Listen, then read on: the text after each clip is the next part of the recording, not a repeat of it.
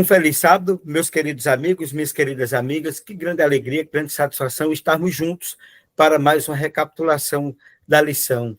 E já está dando saudade, né? Terminando o terceiro trimestre do ano de 2025, a última lição, o 13º sábado, a 13ª lição.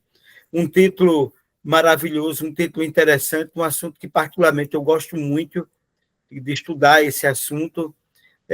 Ele trata sobre o tabernáculo, né? E, sem sombra de dúvida, Deus queria morar no meio do seu povo. E foi através do santuário que Deus se tornou presente no meio do seu povo. E a lição tem como título Tabernáculo, né? Ela vai exatamente nos ajudar a compreender esse maravilhoso ensinamento do Antigo Testamento, que reflete exatamente no plano da salvação da humanidade, que reflete exatamente naquilo que Cristo haveria de vir e fazer em prol da humanidade. E, meus queridos, em Êxodo, no capítulo 40, versículo 34 até o versículo 38, diz o seguinte: Então a nuvem cobriu a tenda do encontro, e a glória do Senhor encheu o santuário. Agora o verso 38. Porque a nuvem do Senhor cobriu o santuário de dia, e o fogo era de noite, à vista de toda a casa de Israel, em todas as suas jornadas. Que coisa maravilhosa. Diz aqui, então a nuvem cobriu a tenda do encontro, e a glória do Senhor encheu o santuário. É preciso que nós venhamos permitir a presença de Deus na nossa vida, na nossa casa, na nossa história, na nossa existência, em nossa família, em todos os aspectos. É preciso sentir a presença de Deus. Deus está nos acompanhando, Deus está nos conduzindo. Deus tinha um propósito ao conduzir aquele povo no deserto, ao fazer o santuário, que levou exatamente o período de 6 meses para que fosse concluído. Todo cuidado, todo zelo, a participação, a unidade de todos que faziam parte do povo de Deus para construir aquela obra magnânima, aquela obra espetacular. E é exatamente sobre isso que nós iremos estudar. E os últimos capítulos do livro de Êxodo são dedicados à descrição detalhada da construção do tabernáculo, né? Então, essa construção ela teve detalhes impressionantes que, sem sombra de dúvida, serão estudados nessa lição para nos fazer ter um vislumbre melhor do que significa o santuário, do zelo de cada peça, de cada objeto daquele santuário.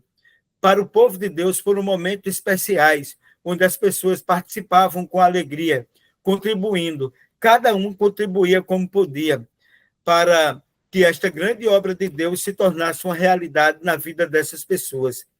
É a principal razão que Deus dá para a construção do templo portátil, é seu desejo de habitar entre o seu povo. Esse desejo foi cumprido na pessoa de Jesus e será plenamente cumprido quando nós estivermos todos com ele na nova terra.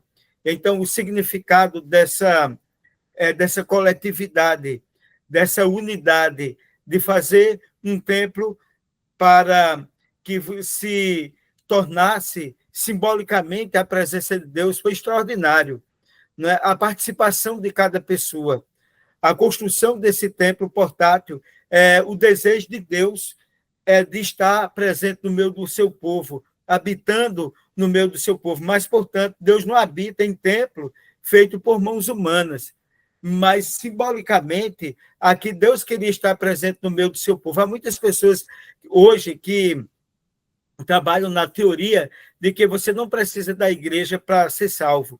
E a gente não vai afirmar e não vai dizer aqui que a igreja é que vai salvar, mas a igreja é um lugar de comunhão. A igreja é um lugar da presença também de Deus. A igreja é o lugar onde os crentes eles se reúnem para adorar aquele que é digno de toda honra, de toda glória e de todo poder.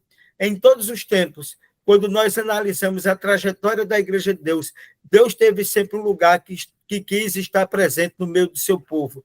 Desde os altares de pedra que foram edificados antes da construção do tabernáculo, esses altares simbolizavam que ali Deus estava presente no meio do seu povo. E agora, com um simbolismo muito amplo, com um simbolismo extraordinário, o santuário, que não foi feito sob a vontade humana, mas foi o desejo divino ao chamar o seu povo para participar dessa construção. E a lição, ela trabalha 3 tópicos importantes: a preparação, o tabernáculo e outros tabernáculos, né, que é a culminância que nós iremos estudar, né, do significado desse tabernáculo, a preparação, né, a construção e a dedicação dessa peça, desse lugar maravilhoso, desse lugar extraordinário, desse lugar rico em detalhes, que eu e você precisamos conhecer o significado. Então, vamos lá, a preparação. Na preparação, ali em Êxodo, capítulo 35, versículo 2, diz o seguinte: 6 dias serão trabalhados, mas o 7º dia vos será santo, o dia de sábado ao Senhor. Quem fizer qualquer trabalho nele morrerá. Primeiro tinha que ter a preparação do povo de Deus. O sábado era o memorial de Deus no templo, era o símbolo da presença de Deus, era o símbolo da criação, de que nós somos criaturas de Deus, nós fomos feitos pelas mãos divinas do Senhor. E depois de ter Moisés o vislumbre da glória de Deus, ele transmitiu para o povo exatamente Deus queria ordenar o seu povo através de seu servo Moisés. E essas instruções, elas indicam o relacionamento com Deus no seu tempo e no seu templo, né? Ou seja, no tempo e no espaço. O tempo, o sábado, e no espaço, o templo. Então, o TT, o tempo, o sábado, e o templo, e o espaço, o templo, que era exatamente o tabernáculo. E o significado é profundo. Deus reservou o sábado como um tempo especial para desfrutarmos de sua companhia na sua própria criação. E ele lembrou a Israel disso pouco antes de proclamar os 10 mandamentos. E é importante nós destacarmos que o sábado nos lembra que Deus é o nosso Criador, que Deus é o nosso mantenedor, que Deus é o nosso Salvador. E nos leva ao tempo futuro, quando poderemos desfrutar de sua companhia para toda a eternidade. Isso nós temos afirmado lá em Isaías, capítulo 66, onde diz: de uma lua nova a outra, de um sábado a outro, virá toda a carne adorar perante mim. Então, o sábado é um memorial no tempo, e o templo era um espaço para o povo adorar a Deus. Nós nunca devemos nos esquecer de onde nós viemos, e nós viemos nas mãos de um Criador. E o sábado é exatamente um memorial no tempo para indicar o nosso Salvador, o nosso mantenedor, o nosso Criador. E, meus queridos, o segundo ponto desse tópico que nós estamos estudando sobre a preparação, não é, para a construção do santuário, nós temos primeiro de entender a importância, o significado e o símbolo que o sábado ele envolve nesse contexto. E Êxodo capítulo 35, versículo 5 e versículo 10, diz-nos o seguinte, a palavra do Senhor: tomai uma oferta ao Senhor dentre vós, todo generoso de coração o trará a Jeová, ouro, prata, bronze, todo homem sábio de coração entre vocês virá e fará todas as coisas que o Senhor ordenou. Que coisa maravilhosa, o chamado de Deus, né, para que o povo ofertasse ao Senhor. E aí há 2 maneiras de contribuir para o trabalho do santuário. Primeiro, a doação de coisas materiais, e o segundo, fazer o trabalho. Então, as doações do trabalho. Cada um ia contribuir, é importante registrar, cada um ia contribuir conforme aquilo que estivesse dentro da sua condição, da sua capacidade. Se ele não tinha algo material para contribuir, ele poderia contribuir com o trabalho. Acredito também que, se não pudesse com o trabalho, se não pudesse com bens materiais, poderia ser também com a sua oração. De toda forma, o povo de Deus ele pode participar. E é interessante destacar que mais de 1 tonelada de ouro foi, vamos dizer assim, disponibilizado pelo povo para essa obra maravilhosa. Umas 3,5 toneladas de prata e cerca de 2,5 toneladas de bronze foram usadas, bem como madeiras e vários tecidos para a construção desse santuário. Veja que o povo levou a sério, o povo incorporou aquilo que Deus desejava, os projetos de Deus para a construção desse espaço que representaria a presença de Deus. E aí você pode ficar perguntando, de onde veio essa tonelada de ouro, essas 3,5 toneladas de prata e essas 2,5 toneladas de bronze? De onde veio tudo isso? Essa em grande parte do que Israel tirou do Egito quando partiu lá do Egito. Eles eram muito prósperos lá no Egito e eles ganharam muitos presentes e também muitos egípcios os acompanharam também. Além disso, é necessário o trabalho, além de todo esse, vamos dizer, esse material, o ouro, a prata, o bronze e os vários tecidos, em grande parte do que Israel tirou dos egípcios, quando eles vieram, como eu disse, não é? Que tanto eles tiraram algumas coisas de lá, que eles eram prósperos no Egito, como vieram muitos egípcios também com ele. Além disso, era necessário também o trabalho de fiandeiras, de alfaiates, de costureiras, de carpinteiros, de escultores e joalheiros. Então, Bezalel, né, era aquele homem, a primeira vez que a Bíblia diz que uma pessoa foi cheia do Espírito, e esse homem foi cheio do Espírito, juntamente com Oliabe e outros trabalhadores, pediram a Moisés que fizesse uma coisa impressionante que a gente não vê hoje, mas que a gente deixa muitas vezes de confiar no Deus que nós temos, que prometeu abrir as janelas do céu e derramar bênçãos sem medida. Mas Bezalel, que foi um instrumento nas mãos de Deus, bem como outros que estavam auxiliando, depois que o pessoal trouxe todas aquelas ofertas, foi tanta oferta que eles pediram para o povo parar de trazer oferta, porque já chegava, já tinha um limite e eles não precisavam mais. Para fazer o trabalho, o Espírito Santo dotou todos os obreiros envolvidos, principalmente Bezalel. Da mesma forma, ele continua a dar dons necessários a todos que cooperam na obra de Deus. E, meus queridos, nós precisamos ser instrumentos na mão de Deus e sermos usados para realizarmos a obra do Senhor. Em Ellen White, na meditação Levante Seus Olhos, de 31 de dezembro, ela diz o seguinte: deu aos homens e mulheres dons preciosos para pessoas diferentes. Ele deu dons diferentes. Nem todos têm a mesma forma de caráter ou a mesma profundidade de conhecimento, mas cada um deve usar os seus dons a serviço do mestre. Não importa quão pequeno esse dom possa parecer. O mordomo fiel negocia sabiamente com os bens que lhes foram confiados. Que coisa maravilhosa, ser um instrumento nas mãos de Deus e deixar e se permitir que Deus use através dos dons que nós temos. Bezalel era, sem sombra de dúvida, um arquiteto de grande qualidade e Deus o usou para aquela obra com o poder do Espírito Santo. Vamos agora ao tabernáculo. Essa foi a preparação. O povo foi preparado espiritualmente no templo, que é o sábado, para construir o templo, né? o templo, que é exatamente o significado da presença de Deus no tempo e no templo.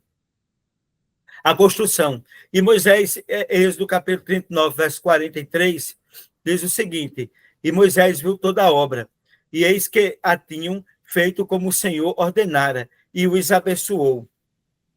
Meus queridos, que elementos eram necessários para que o tabernáculo de reunião do povo de Deus ele cumprisse a sua função social e a sua função espiritual? Ele tinha pelo menos três locais que eram importantes. Tinha o lugar, tinha o átrio, tinha o lugar santo e tinha o lugar santíssimo. Então, esses eram os 3 espaços. O átrio era a parte externa, aí tinha uma cortina que dividia o lugar santo e depois o lugar santíssimo. A arca que nós podemos dizer, né, que é a Arca da Aliança, ela era feita de ouro, a mesa de pães, o candelabro, o altar de incenso, o altar de holocausto. Esses eram, podemos dizer, os elementos necessários para a construção do tabernáculo. Você tem a tenda, né, que a tenda ela tinha o lugar santo e o lugar santíssimo, e a parte externa, que era o átrio. Tinha a Arca da Aliança, tinha a mesa de pães, tinha o altar de incenso, tinha o altar de holocausto, tinha a fonte de lavagem, que era a pia ou lavatório, tinha essa parte exterior, uma verdadeira tenda que tinha no exterior, como eu falei, o efode, que é exatamente as roupas sacerdotais. Nós temos o peitoral, que era colocava ali na frente do sacerdote, e os restos das roupas que eram necessários, tudo devidamente cuidado, tudo devidamente feito, tudo com o melhor material possível, porque eles estariam recebendo a presença de Deus. E Deus, ele deve ser honrado com o melhor que nós temos, porque ele deu o melhor para nós. A construção, uma vez construído o santuário, o tabernáculo, tinha dois serviços diferentes. Ele tinha o serviço diário e tinha o serviço anual. Suas várias cerimônias em conjunto nos ensinam. Deus abomina o pecado, Deus salva o pecador, Deus destruirá os ímpios. E Deus nos garante um futuro grandioso. Por meio do serviço diário, Deus mostrava a maneira como ele graciosamente perdoa e acolhe o pecador quando ele se arrepende dos seus pecados. Com a morte de um animal inocente, o Cordeiro de Deus que tira o pecado do mundo deveria ser vislumbrado naquele serviço que era feito diariamente. Com o culto anual, que era o dia da expiação, Deus mostrava como ele erradicará o pecado do universo, mostrando a solução definitiva para o problema do mal. O santuário era também o lugar destinado a adorar a Deus, louvá-lo e expressar, acima de tudo, a gratidão.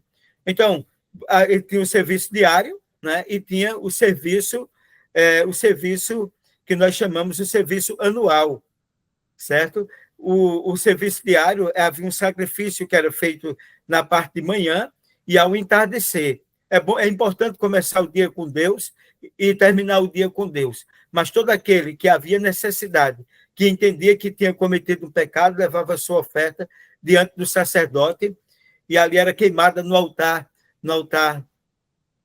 aquele altar que ficava na parte externa do átrio, né, que era exatamente o que nós chamamos do altar de holocaustos, né, que era um móvel importante. Era o primeiro móvel que tinha, né, antes de você entrar no lugar santo.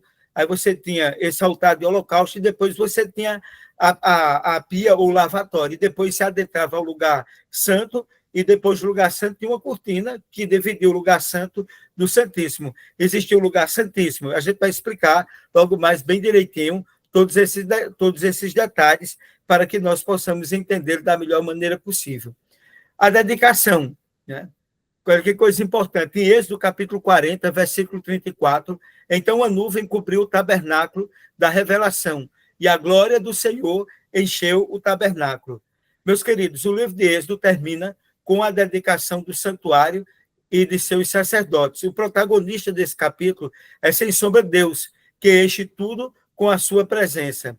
Esta presença continuou a acompanhar a tenda de nuvem na Shekinah, que era a manifestação da glória divina entre os querubins da Arca da Aliança. Então, no lugar santíssimo, existia, só para que vocês possam entender bem direitinho, veja, no átrio, só explicando, voltando a explicar que é importante, no átrio, a parte externa, nós tínhamos o altar de sacrifício, nós tínhamos logo à frente, nós tínhamos a pia ou lavatório. Quando você adentrava o lugar santo, de um lado nós tínhamos a mesa com 12 pães e do outro lado o candelabro com 7 lâmpadas, chamado menorá, e na frente, próximo à cortina de entrada para o lugar santíssimo, nós tínhamos o altar de incenso e no lugar santíssimo nós tínhamos o santo dos santos. E essa peça, esse móvel importante, né, que tinha uma tampa chamada propiciatório, tinha 2 querubins esculpidos nela, e dentro tinha a tábua dos 10 mandamentos, escrita pelo dedo de Deus, tinha o cajado de Arão, e tinha uma porção do maná. E nesse lugar santíssimo só podia se entrar uma vez no ano, que era exatamente no dia da expiação. Era o único dia que se poderia entrar no Santo dos Santos. E nesse dia, né, as vestes que o sumo sacerdote ele utilizava era especial, era diferente da que era utilizada diariamente no santuário. Porque na presença de Deus, Deus é santo, e nós precisamos, diante de Deus, nós devemos estar preparados para estarmos diante do nosso Deus.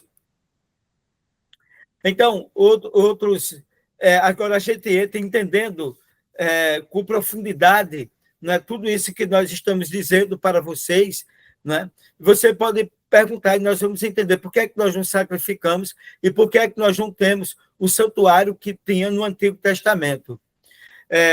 Porque no Evangelho de João, no capítulo 1, versículo 1, diz: e esse verbo se fez carne e habitou entre nós.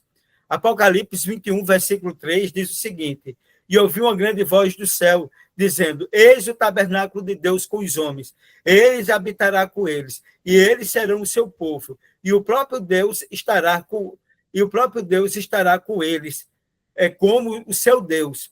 Então, é preciso nós entendermos que tudo o que acontecia no Antigo Testamento, do que diz respeito a essas cerimônias, apontavam para aquele que haveria de vir, para um Cristo que haveria de vir e morrer na cruz do Calvário. Então, se Cristo morreu na cruz do Calvário, quando ele morreu, a Bíblia nos relata que o véu do santuário se rasgou de cima até embaixo. Então, não era mais necessário que os sacrifícios fossem utilizados, porque o símbolo, a sombra, se tornou realidade. Cristo se fez sacrifício por nós. Em Isaías 53 diz: ele tomou sobre si os nossos pecados e as nossas dores. Ele levou sobre si o castigo que nos traz a paz, estava sobre ele, e por suas pisaduras nós fomos sarados. Olha que coisa maravilhosa nós entendermos isso. O verbo se fez carne e habitou entre nós. Capítulo 1, versículo 29 do Evangelho de João diz: João, quando estava batizando no Rio Jordão, e Jesus foi se aproximando, ele disse: eis o Cordeiro de Deus que tira o pecado do mundo. Veja que coisa maravilhosa a nossa compreensão sobre essa questão. E é exatamente onde aí entra a explicação. João, capítulo 1, versículo 14, diz literalmente que Jesus se tornou carne. Ou seja, e tabernáculo, ele foi um tabernáculo entre nós. Ele era Emanuel, que significa Deus conosco. Por sua encarnação, Jesus, o Deus eterno, cumpriu o seu desejo de habitar fisicamente em meio do seu povo. Ele se torna Emanuel, Deus conosco. Olha que coisa maravilhosa. Maravilhoso, conselheiro, Deus forte, Pai da eternidade e príncipe da paz. E então, isso aí é extremamente importante. E por meio do Espírito Santo, Deus continua a habitar no meio do seu povo. E é importante também observarmos que logo chegará o dia em que poderemos estar face a face com o nosso Deus e habitar com ele, no tabernáculo real, como diz Apocalipse, capítulo 21, versículo 3, que lemos em instante. No tabernáculo real, que ele mesmo preparou para nós, a nova Jerusalém, aquela que foi revelada, aquele santuário que foi revelado a Moisés, que Moisés deveria fazer uma réplica do que ele viu quando ele estava no monte. É importante dizer também que isso ocorrerá quando o plano da salvação terminar e o mal for completamente erradicado e nós estivermos em um novo céu e uma nova terra que habita a justiça. O livro Desejado de Todas as Nações, na página 15, Ellen White diz o seguinte: Deus ordenou a Moisés a respeito de Israel, e eles me farão um santuário, e eu habitarei no meio deles, e habitou no santuário, no meio do seu povo, durante todas as suas árduas andanças no deserto. O símbolo de sua presença estava com eles. Assim, Cristo ergueu o seu tabernáculo no meio de um acampamento humano, grifos meu agora, para estar no nosso meio, para estar no meio do seu povo. Depois Cristo veio a esse mundo, o verbo se fez carne e habitou entre nós. E logo, logo, depois que Jesus voltar e o pecado foi erradicado, nós estaremos para sempre na presença do Senhor. Meus queridos, ele armou a sua tenda ao lado da tenda dos homens, para que pudesse habitar entre nós e nos familiarizar com a sua vida e caráter divino. Que coisa maravilhosa, a gente se emociona quando a gente estuda esse estudo maravilhoso e espetacular do santuário. Não deixe de estudar, não deixe de aproveitar essa oportunidade e saber que Deus quer estar presente na tua vida, na tua casa, no teu trabalho, aonde quer que você está, sinta a presença de Deus. Deus quis sempre estar com o seu povo, depois, principalmente, que o povo perdeu o Éden. Entrega teu caminho ao Senhor, confia nele e o mais ele fará. Meus queridos, gostaria de agradecer a você, porque durante todo esse trimestre você nos acompanhou. Durante esse trimestre, você teve a oportunidade de refletirmos a jornada no livro de Êxodo, como o povo de Deus, ele foi retirado do Egito depois de 400 anos e voltar para a terra. Nós vimos esse princípio, essa caminhada, essa jornada no deserto, mas, acima de tudo, Deus, nesse deserto que o povo estava passando, ele não estava sozinho. Deus estava no meio do seu povo, através do santuário. E Deus hoje está na nossa vida através do poder do Espírito Santo. Que privilégio maravilhoso, e que no próximo trimestre, onde nós haveremos de estudar um livro maravilhoso também, para completar esse raciocínio, que é o livro de Josué. O livro de Josué, ele vai nos trazer alguns vislumbres interessantes e coisas importantes e maravilhosas, como o povo chegou na Canaã aqui da terra, para que nós possamos saber o seguinte: nós estamos numa jornada no deserto dessa terra, no deserto dessa vida, passando por adversidades, passando por perdas, passando por provações e privações. Mas, meus queridos, assim como Deus esteve no meio do seu povo no deserto, guiando com uma nuvem de dia para protegê-los do calor, mas com uma luz para protegê-los do frio à noite, e aquela nuvem de dia para protegê-lo, Deus também está nos protegendo, nos guiando e nos conduzindo. E mais um pouquinho de tempo, e o que há de vir virá e não tardará.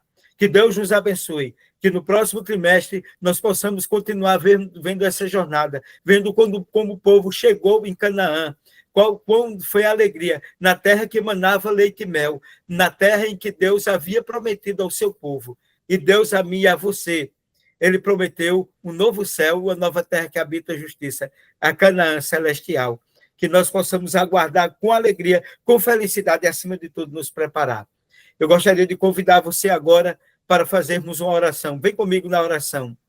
Amado Deus, querido Pai, Pai de amor, de bondade e misericórdia, nós te agradecemos, Senhor, pelo estudo do livro de Êxodo durante esse trimestre. Quanta coisa nós aprendemos, Senhor.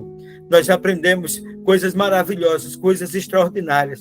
A Páscoa, a travessia do Mar Vermelho, água amarga se transformando em água doce, o maná no deserto, os 7 momentos que Moisés esteve lá no monte, o momento em que ele recebeu os 10 mandamentos, a rebeldia do povo, mas o teu amor, a tua longanimidade para com esse povo, aquilo que Moisés ele reconheceu da tua parte. Moisés ele foi um instrumento em tuas mãos para conduzir aquele povo que muitas vezes foi rebelde. Senhor, nessa jornada também, muitas vezes nós temos sido rebeldes e nós te pedimos perdão e te pedimos que tu nos ajude para que possamos sermos conduzidos, para que nós possamos encontrar em breve um novo céu, uma nova terra que habita a justiça. Que possamos estar preparados, Senhor. Abençoe a cada pessoa que nos acompanhou. Abençoe a cada filho teu que está aí com o desejo de, na jornada, nesse deserto dessa terra, sentir a tua companhia, que sejamos tocados, Senhor. Nós te pedimos isso em nome de Jesus. Amém. Meus queridos, muito obrigado por nos acompanhar. Que o Senhor te abençoe e te guarde. Que o Senhor faça resplandecer o seu rosto sobre ti. Que o Senhor tenha misericórdia de ti. Que o Senhor te dê a paz. E que o amor de Deus, a graça do Senhor Jesus Cristo, comunhão do Espírito Santo seja com todos nós. Não se esqueça de dar um like, de compartilhar o nosso canal. Se você não se inscreveu, se inscreva. E até o próximo sábado, se Deus assim o permitir, com nova lição, com novo pensamento, nova perspectiva, a chegada do povo de Deus a Canaã. Deus nos abençoe e até lá, se Deus assim o permitir.